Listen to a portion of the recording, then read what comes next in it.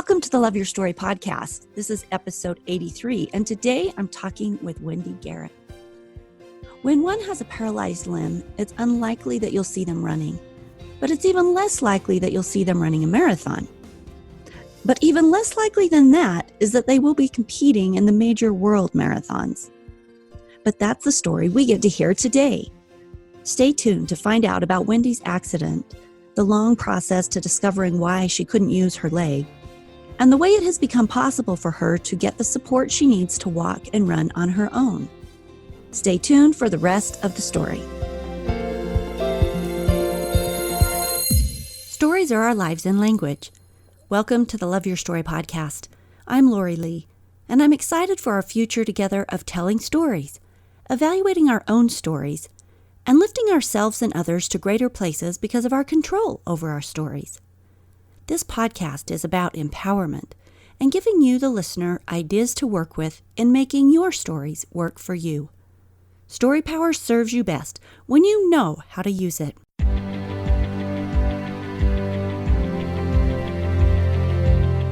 From the age of 6 to her retirement at age 23, Wendy Garrett was a competitive gymnast. She attended Utah State University, where she got her degree in sports and exercise science. And after her retirement from gymnastics, she began running as a way to stay active. For her, this was half marathons and marathons, and she became a full-time gymnastics coach, which took her to San Diego, to Austin, Texas, and to beautiful Bermuda. This was where the motor accident happened that took the use of her left leg. So let's talk to Wendy and let her tell us her story. Wendy, welcome to the Love Your Story podcast. Thanks for being here. Thank you for having me, Lori. I'm so excited to hear it from your perspective and your voice. So we've got a little bit of your background. You can either add to that, or let's jump right into the story of the accident and what happened for you. Bermuda was as amazing as you would imagine. It's absolutely gorgeous. And I had a dream job, and I was living where people vacationed. Most people drive motorized scooters there. So I'd been living there 3 years, and one day I was just heading to work like I always do, and unfortunately a car pulled out in front of me, and I was not able to stop in time, and I ran into the car, and then I fell to the ground, and my motorized scooter came toppling down on top of me. And at the time, it didn't seem very serious. You know, I was stuck under the bike. I had to ask for help to get out. But at the time, you know, you're just kind of embarrassed. And I just felt bad because I was going to be late for work now. So I was just like, I'm okay. You know, everybody can just go on. It looked like I had just one scratch on my leg. And so I called my boss and had him take me to work. And it wasn't until a couple days later that I finally was able to go to the ER. And, you know, my whole body was in pain, of course, from the accident. But I had no use of my left leg. I couldn't wiggle my toes. I could barely stand on it. It just had no use. And it was very scary. And at first I just thought maybe it was some kind of weird trauma that had happened. And, you know, my body was going to wake back up, and it was just going to slowly come back to life. And as the days went on, that did not happen. So when I went to the ER, they just took an x-ray of my foot is all, and they diagnosed me with a sprained ankle. But as a gymnast, I'd had many sprained ankles before, and I just knew that was not right. But I just kept trying to go on and coach and live my life as best as I could at that point. How was the medical system down there in Bermuda? It's fairly good. After 2 weeks, I went back again, and they did the same thing and said, it's a sprained ankle, just be patient. And I was just dragging around this dead leg, you know, kind of like Quasimodo. And luckily, one of my gymnast parents was a doctor on the island, and she was the one day she was watching me coach, and she just wrote me a prescription to see one of her friends who was a physical therapist. And she's like, I can't watch you anymore. She's like, call this person and they'll start taking care of you. So if it wasn't for her, who knows how long it would have taken to get the ball rolling. How long did it take? How long was it until you actually got a correct diagnosis? It took 3 years, believe it or not, and 2 countries and 2 states. And the whole time you felt like the diagnosis was wrong. I mean, clearly you can't move your leg, and they just keep coming back with it's a sprained ankle. Yeah. So then luckily I went to the physical therapist and she asked me, she goes, "Have you been icing your ankle?" And I felt guilty because I thought I was going to be in trouble for not icing my ankle. And I said, "No, I haven't been." And she's like, "Because your leg is ice cold, because I Mm, wasn't aware of that. So there was, no circulation. It's pretty much just dead." So she was the one that was like, "This is serious." And she's the one that got me going to see another doctor who said, "This is really serious." And then they didn't have a neurologist on the island at the time. So there was a neurologist that would come and visit every couple months from Harvard in Boston. So when he came in, I saw him and was the first one that says, "You're not allowed to work, you can do more damage." And then that's kind of where I eventually had to give up my job in Bermuda and move back home to Oregon to try to get better so I could have my life back. okay. And so what happened from there? Who was it that diagnosed you with an actual spinal injury? It took about 25 doctors and specialists. So I started here and I went to neurologists. I went to the top research hospital. Nothing added up right. I couldn't move my leg, but I could feel it. And either they just diagnosed me with muscle weakness or they would say, "We don't know." And I was in one of those big walking medical boots, the Hmm. whole time. And luckily, I had a physical therapist that each time I got a diagnosis was like, "Nope, that's not right. It's something different." So if it wasn't for her, I probably would have just been like, "Okay, they're right." So I just kept fighting. And luckily, I eventually ended up in Utah. My aunt and uncle went on a church mission and they asked me to come house it. And at one point, I finally said, "One more doctor. I'm going to try one more doctor. If they cannot help me, I'm just going to deal with it and just move on with my life." Hmm. And luckily, I went to a doctor and he ran all the same tests, but he ended up doing the test a little higher. And he finally discovered that I had two different spinal cord injuries. So I have an incomplete spinal cord injury in my lower back, and then I have an injury in my neck as well. And so I never got the use of my leg back, which was, Wow.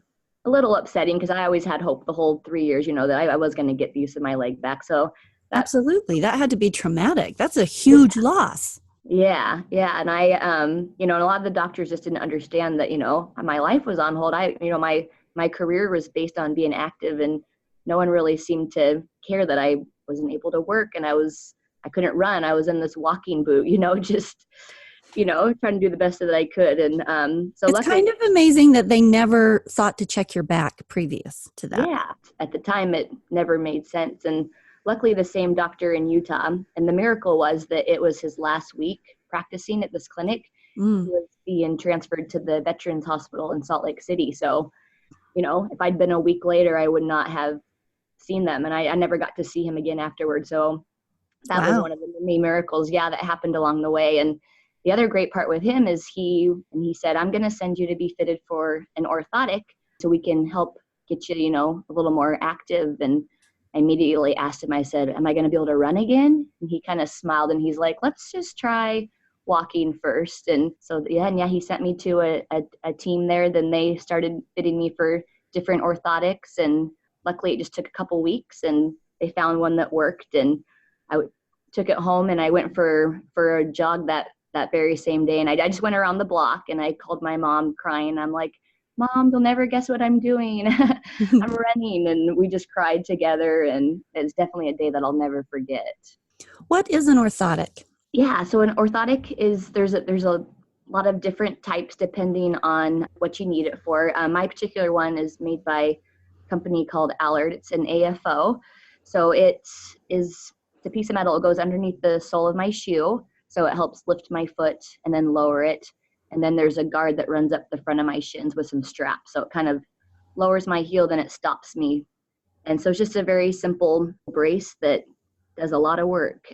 So, how much of your leg can you not use? Is it the lower part that's paralyzed, or you can't feel your left leg at all? I can feel it. So the part of my nerve that controls the feeling didn't get pinched, luckily. So I have Okay. my feeling. It's just the movement. So from the knee down, I have no movement. So I can't, Okay. just the normal toe wiggle. I can't do that. I can't move my ankle. I have no push off. So I can't when I run, I can't push off my toes. And then luckily my upper leg was very weak after the accident, but I was able to luckily regain. I'm at about 75% strength in my upper leg. So that Wow. was a blessing as well. The orthotic takes care of all of that movement then, of ankle movement and everything you need to be able to run with that lower portion of your leg.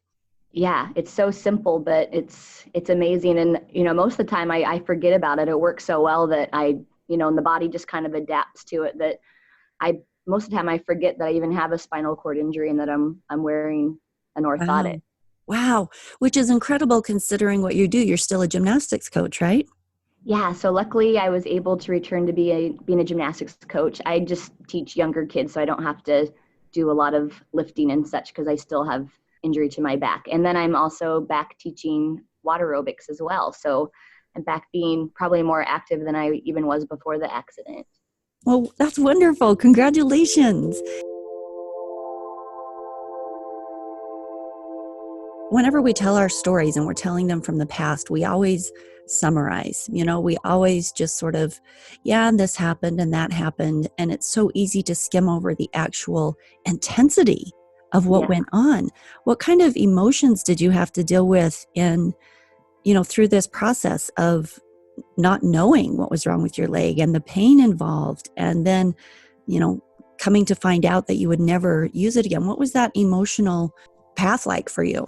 I went through all sorts of emotions. After I'd gone to the ER the second time and they said it was a sprained ankle and they told me 6 weeks. And to me, that was a long time. I was like, 6 weeks, I'm like, that's so rough. And so I went to my church. I'm LDS, and I asked one of the members from the bishopric if he could give me a priesthood blessing. And he did. And during that priesthood blessing, he mentioned the word patience probably about 30 times. It was a very short blessing, but he said patience about 30 times. Because when he finished, we were all in tears, and his wife kind of hit him on the shoulder and was like, "George, do you think you said patience enough?" And it was fun. And at the time, we had absolutely no idea. We thought I had a sprained ankle, and I think if it weren't for that, I probably would have lost my mind. But it's like the whole time, the whole 3 years, that kept me going because I was like, okay, patience. I'm like, gotta have patience. And so I just knew that it was all, that God was in control, that it was all for a reason. So I just kept my best to be patient, and I tried different things. Someone had taught me how to crochet beanies. I was like crocheting beanies. People were buying them. I was baking cupcakes. I bought a banjo. I was trying to learn how to play the banjo, and That's I was just awesome. using my time as wisely as I could, because I was just like, it's all for a reason, and I got to do my best to find out why and just make good use of this time that God has given me. And so looking back, really, I was really able to be patient because of that blessing. And one of the hardest times was when I had to leave Bermuda. Of course, that was one of the hardest. And yeah, because I just thought I'd lost everything. To me, that was difficult. But looking back, it was the right thing and just a small sacrifice. And Why was it the right thing? Because if I would have stayed there, I wouldn't have been able to get the proper medical help that I needed. And it was just time for leave, and just things that were ahead of me couldn't be accomplished. Sure. Okay. And yeah, you wouldn't have found that doctor you needed. Okay. Yeah, that makes sense. I'm impressed with the use of your time. I have a banjo too that I keep thinking I'm going to learn how to play really well. Awesome. I love it. But I do the same thing. I'm always trying to figure out how to use my time wisely, and I can just picture that. I can picture that playing out. And you were doing those things to earn money because you couldn't work, right? Yeah, partially just to make a little bit of income, and also just to keep myself busy and try to explore other talents. And I just kept thinking maybe I was being led in a different direction, and so I was just never know, do you? You right, just kind of wait. Yeah. So once you got that orthotic, how did you get into marathons? You just decided, oh my gosh, I can run. I'm going to start doing this again. Yeah, and then like I said, that doctor, he'd been transferred, so I really never had someone to follow up with and ask questions. So I got this orthotic. I went for a run that day, and then a couple of days later, I went around 2 blocks, and then I pulled the Forrest Gump. I just kept running a little bit more each week. And then one day I saw a billboard for the Utah Valley half marathon and full marathon. I was like, it was a couple months away. I was like, I could try a half marathon. I didn't know this orthotic was mostly, intended, I thought, for walking and living in, so I didn't know if it was going to hold up or if my body was going to hold up. And I'm like, you know what, let's just add a mile each week and let's see if it's possible. And finally I got to mile 10 and I said, okay, I can do this. So I signed up and I ran the Utah Valley half marathon a couple months later. And that was amazing. Yeah, was that so huge? Were you just like incredibly out of your head when you It crossed was. that finish It, line? it was. You would have thought it was the Olympics, and nobody else around me knew what was going on. But I had my aunt was there, my nephew was there, one of my friends were there, and they all knew, and so Yeah. everyone else around me, it's just a normal small marathon. But for me, it was just like the most amazing moment ever. It was like a miracle just happened, and my Yeah. family was going on, my friends, and yeah, it was very, very special. And so did you just decide I want to keep running more? How did you get into the next one? No, and then I thought I was going to stay in Utah because I was starting to coach again. I liked my job, but then back home in Oregon, my sister was battling colon cancer, and it just Mm. took a turn for the worse. And she was married and had 3 kids, and my mom was helping out a lot, and I just knew I needed to move home and help out. So I came back to Oregon again. And then kind of the same thing. I was like, oh, the Portland marathons in a few months, and then for me, that was going to be kind of a end of the book thing. I was like, okay, like, let's just see if we can do it. That would, kind of give me closure to everything. Like this all happened, but then I ended it with this. And I had the most amazing support on the way, just people that encouraged me and helped me through it. And then when it came time for the orthotic, I hadn't been working. So I had people that bought these bracelets with my motto, life is tough, but I am tougher. They bought these bracelets to help me fundraise for this orthotic. So I just had, so much support. So in a weird Wow. way, I was kind of like, this will be like our moment together, kind of my thank you to them. Like, you know what? Thank you so much. Like, here's what we did, and that was really what I thought. And same thing, I didn't know if it was possible, if my body was going to be able to do it, if my orthotic was up to the task. So I just kept adding mileage. And then once I got to around mile 18, I was like, okay, let's do this. And then I signed up, and that really was one of the best days of my life. I was smiling the whole time, and it was the most amazing moment, and had my mom and my aunts there, and yeah, crossing that finish line was epic. Absolutely epic and wonderful, and how exciting after being in places of fear and not knowing what was ahead and if you'd be able to even run again, and then to do something so monumental. It was a great day. And yeah, and like I said, that was kind of, for me, that I thought that was the end of my book, but that's actually kind of where the whole thing gets started in a weird way.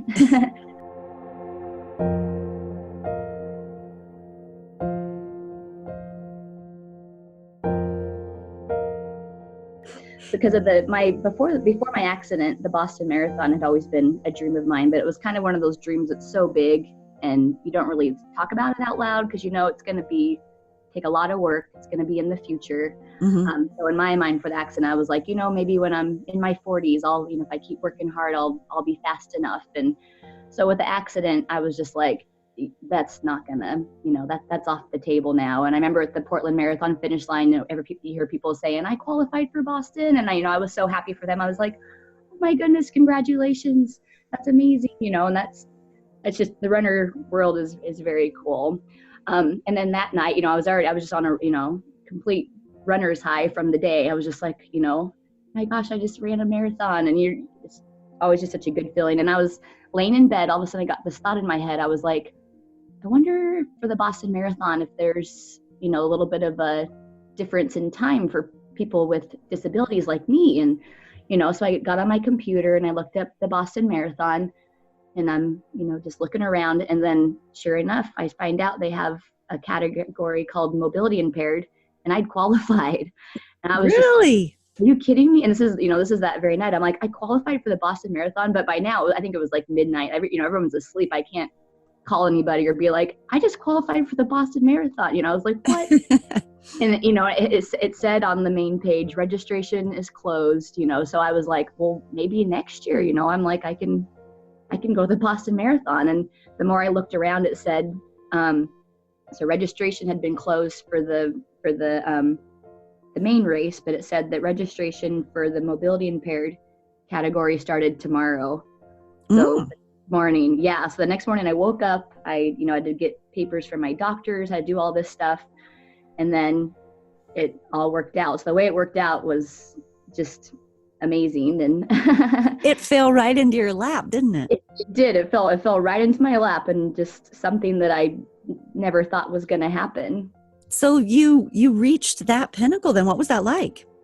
I did. It was bittersweet because I literally, the wait was killing me because, you qualify, then you have to apply, and then, there's only certain spots. So they kind of work their way down, and from the fastest time to the slower time. So you don't know, and that was like the longest, I think it was 3 weeks of my life. I was just like, oh, am I going to get in? My sister's health just took a turn for the worse. And there was one day we were trying to get her to the hospital, and she was just not herself. She was in so much pain, and we had to have people come help us carry her to the car. So we're getting her to the car, and I'm in tears because it's hard to see the people you love in so much pain. And of course, that's when I get the email from the Boston Marathon that, hey, you got into the Boston Marathon, and it's like, should be like, the greatest moment. But I'm like, here we are, we're like transporting my sister. And this was your sister that had cancer. Yeah. So I found out at that moment as we're trying to transport her to the hospital. And my sister ended up passing away about a month and a half after the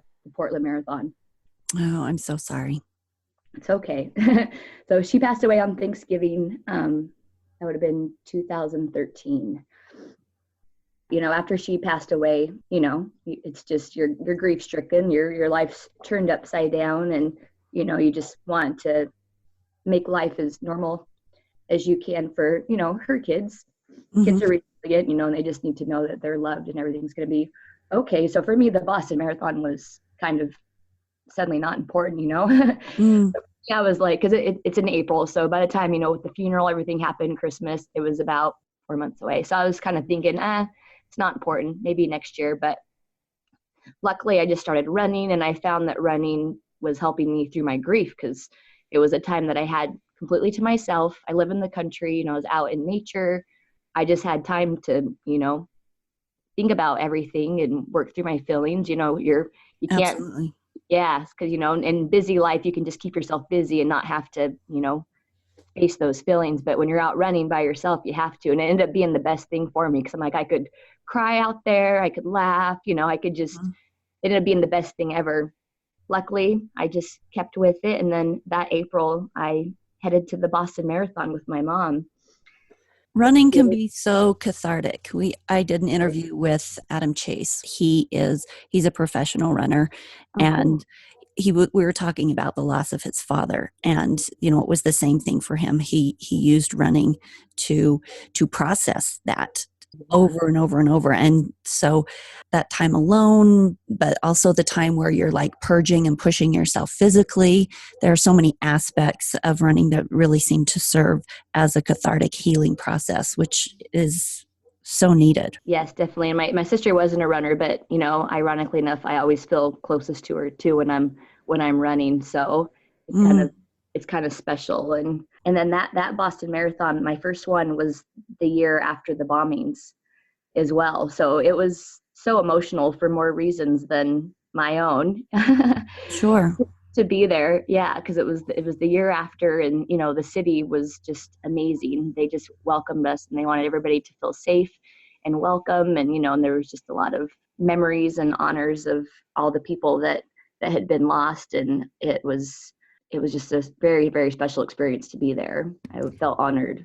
So how did you do? What was the experience of running it? Were you happy with your time? And I had a knee injury. It's probably the only knee injury I've ever had before. So honestly, I didn't even know if I was going to be able to do it. I could barely walk the weeks up to the marathon, if you can believe it or not. And so I'd gone to the hospital, and they were like, it's nothing serious. It's just, they thought it was tendonitis. So like, it's going to be really painful. So like, if you want to do it, you can do it. You're not going to do more damage, So everything was booked. So we went, I really had no idea, but I was just trying to enjoy it. And it did. It hurt the entire way. But and it wasn't till a mile, I saw the mark that said 1 kilometer to go, that I was like, okay, I got this, because I can crawl that, I can log roll that, I can walk on my hands. I was like, we got this. No, so it was honestly, it was just so surreal to be there, just because, somewhere that I thought I would never be. And it's a life dream. That's the Boston Marathon, it was like, yeah, there with the fastest people in the world. I shouldn't have been there, but I was. And then, yeah, just crossing that finish line again was just, I get emotional at every marathon finish line just because everything kind of comes flooding back. Plus, it's just. Yeah, why wouldn't you? Yeah. So, Wendy, between the Boston Marathon and the New York Marathon, while you were supposed to be training for that, you had something else happen, and it sort of spun you into a depression. Tell us about that and what the results were. What happened to you? I ended up being in a relationship. Everything was great, and that ended up ending. It involved 2 kids, so it was kind of a triple loss, and it was just kind of the straw that broke the camel's back. It was just kind of like that loss on top of the loss of my sister, on top of my accident, the loss of my leg. It just kind of, everything just kind of caught up to me. So you were dating someone and he had children? He had children, yeah. Okay. Yeah. And so when that relationship ended, you lost all of those relationships. Yeah, and then it just kind of, everything finally caught up to me, and I just fell into a really deep, dark depression. And it lasted about at least 3 months, and it was pretty severe. I remember looking back, explaining to my counselor at the time that it just felt like I was dead inside. It felt like I was just a body that was roaming around. And yeah, I was in counseling, I was on medication, and I was really trying hard, but it was just a really hard depression to break. I was supposed to be training for the New York City Marathon, and I just, at the time, it wasn't important. I didn't have an appetite. I was losing weight like crazy, and just getting out of bed to go to work was, an achievement. So running wasn't really high on my agenda at the time. And yeah, and this kind of went on for 3 months, and I know I was worried, and my friends and family were worried, and, we were trying everything and just trying to get this depression to break. And I know at the time too, I was also a little angry at God, because I thought, why did you bring me back to Oregon for this? And, I don't want to be back here in Oregon, and now I'm disabled. Nobody's going to want me. And, a little bit of anger there as well. Sure. Heartbreak is hard. And didn't you end up losing a lot of weight also from not eating? I did. I remember getting down to about 99 pounds. So wow, that is so tiny. Yeah, because I'm short, so I'm around 118 right now, like healthy. So that's very tiny. Yeah. How tall are you? I'm 4'11". Okay. You are tiny. I am tiny. Yeah. Okay, so what happened that helped you to work through this or break out of it?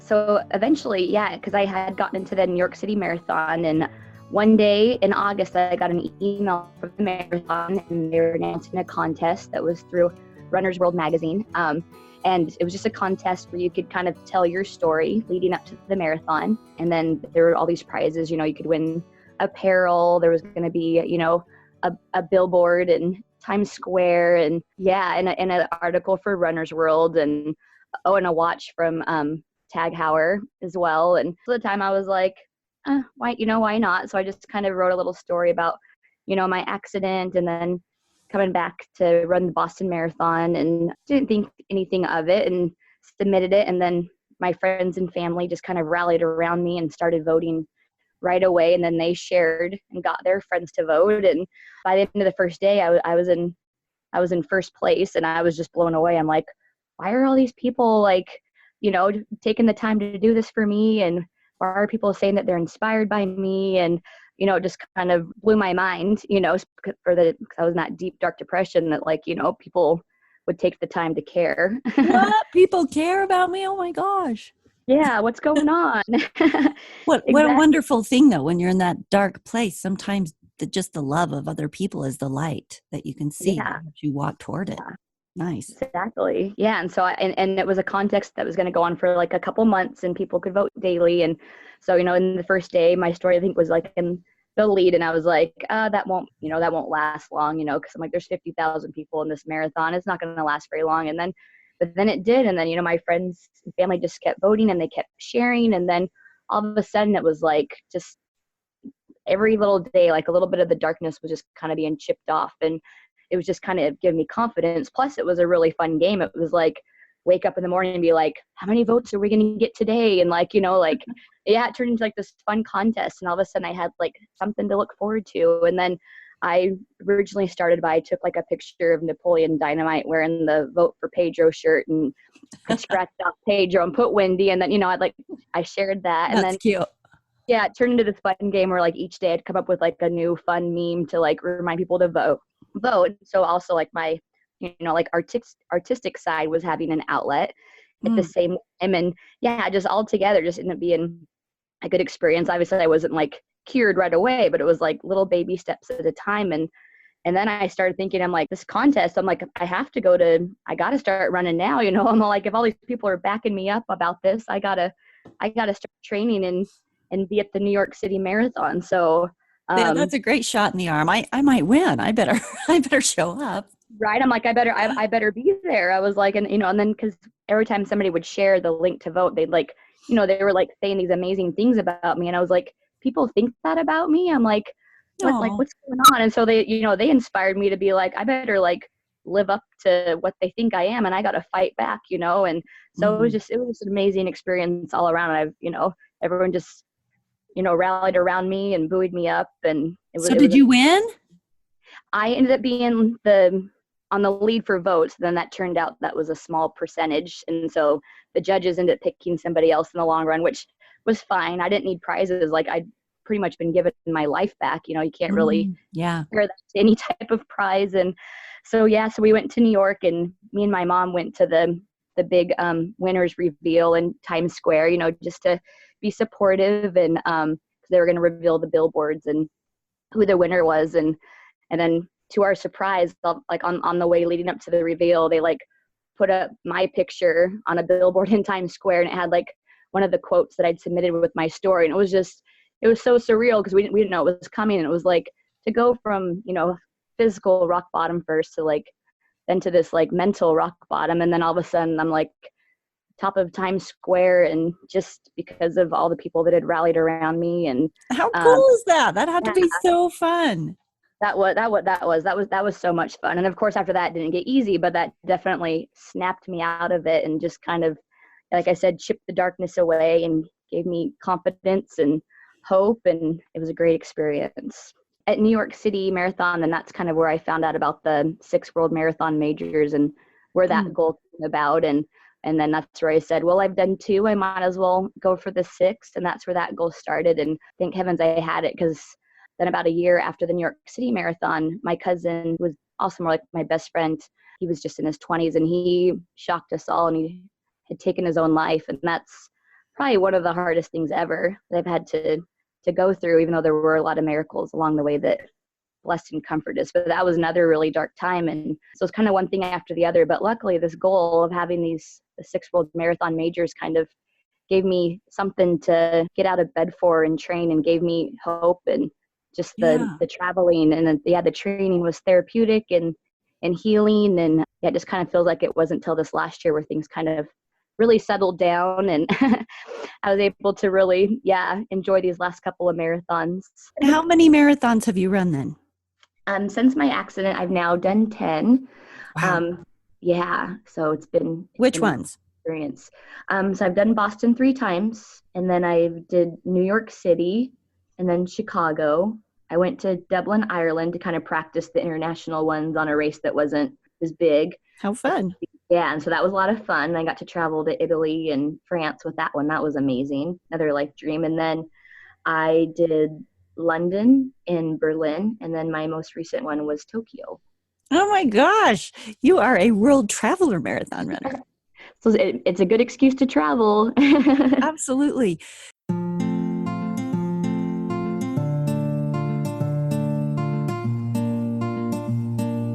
So as you look back over your story and your experiences, what are the main pivotal learning points, or just the most moving parts of it for you, the real learning experiences?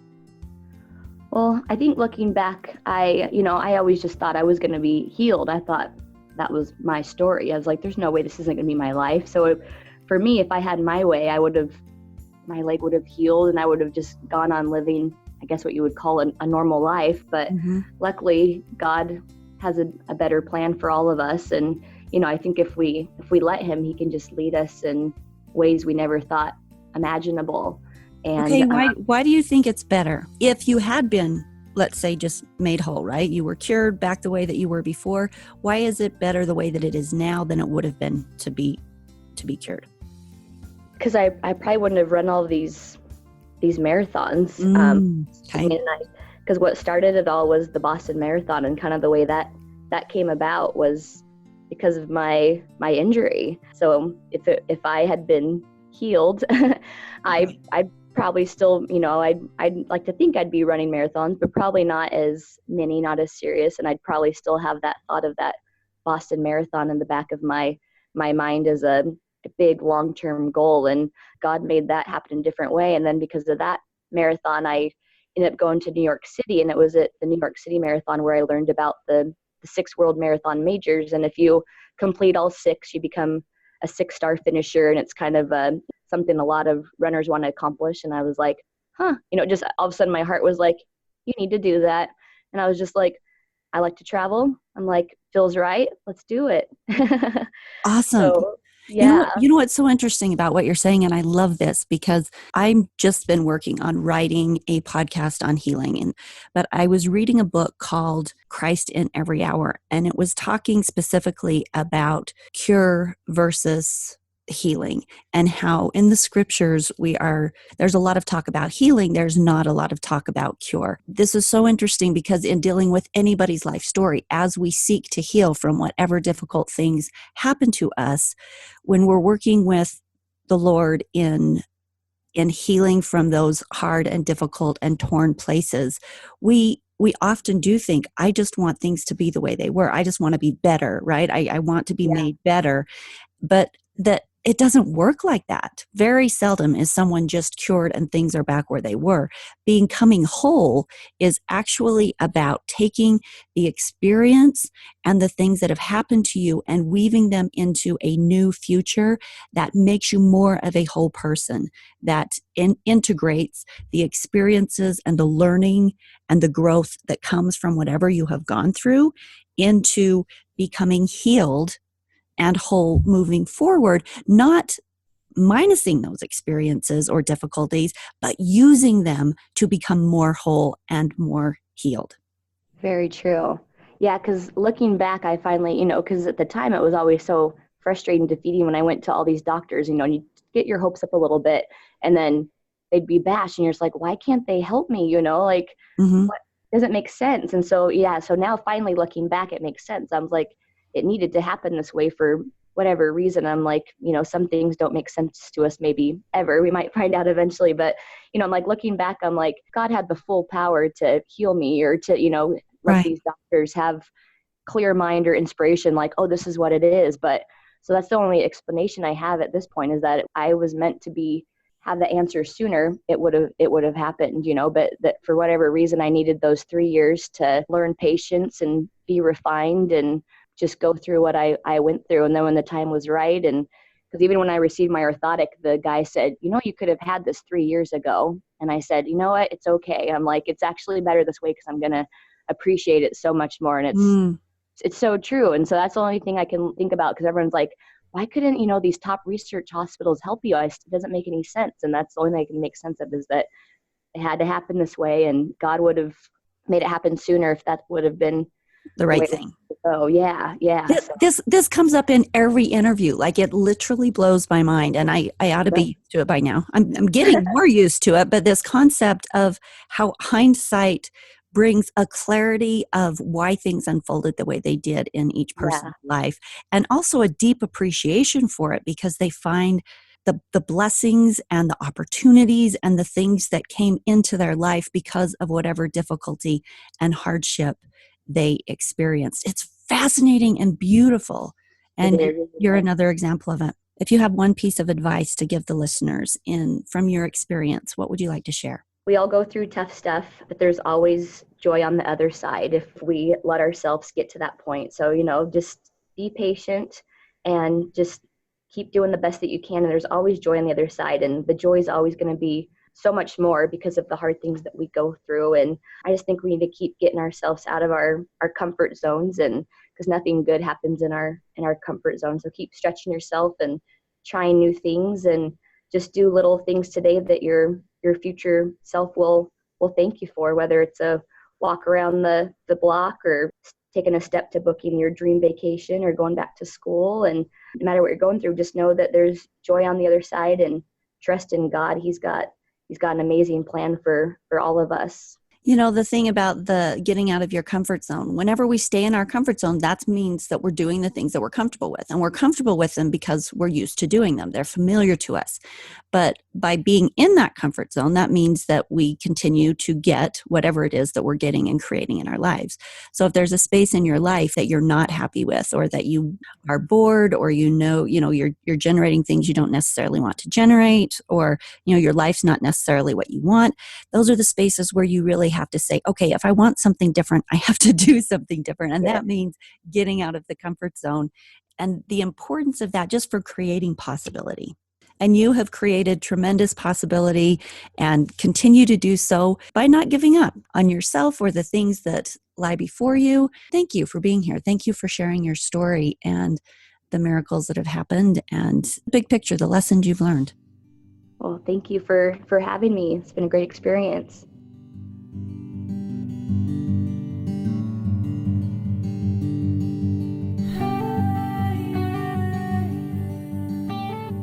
There are three main things that I got from my interview with Wendy.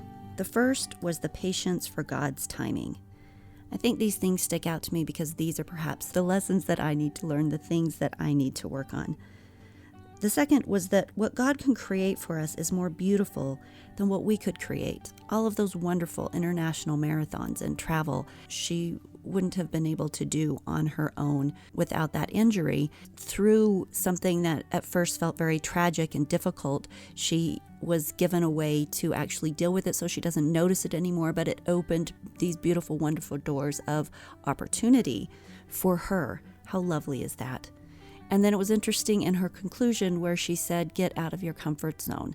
And that's something that we talk about so often on the podcast, simply because that creates possibility. And of course, it creates vulnerability as well, which is never a comfortable place. That's why it's called outside the comfort zone. How often can we talk about that and drive that home of sometimes just getting out of that comfort zone, doing something, being more social maybe than you want to be, or going to that class or that dance, talking with somebody that makes you nervous, trying for that marathon that you don't think you can do. These ideas of getting out of our comfort zone and pushing ourselves create possibility that simply will not happen if we don't push ourselves. These are beautiful takeaways. The Love Your Story movement was created to help you reframe old stories that hold you back, to help you become aware of your control over the stories that you're creating every day right now in your own mind about the things that are going on, and to give you tools and inspiration for creating the life story that you want moving forward. Go to the website, www.loveyourstorypodcast.com, and you can join the 21-day challenge. This allows you to test out 21 tools that help you create a life of more connection and more possibility. There's also a free audiobook that's a gift from me to you. It's called The Key to Your Super Self, How Our Stories Unlock Our Power. And it's about the everyday stories that we're creating in our own minds right now and how that builds our realities. Coming to an awareness of what that is and how it creates what we have going on in our lives is a very powerful tool. And feel free to reach out to me personally if you'd like coaching on your personal story. So we'll see you next week on the next episode of the Love Your Story podcast. Have a great week out there.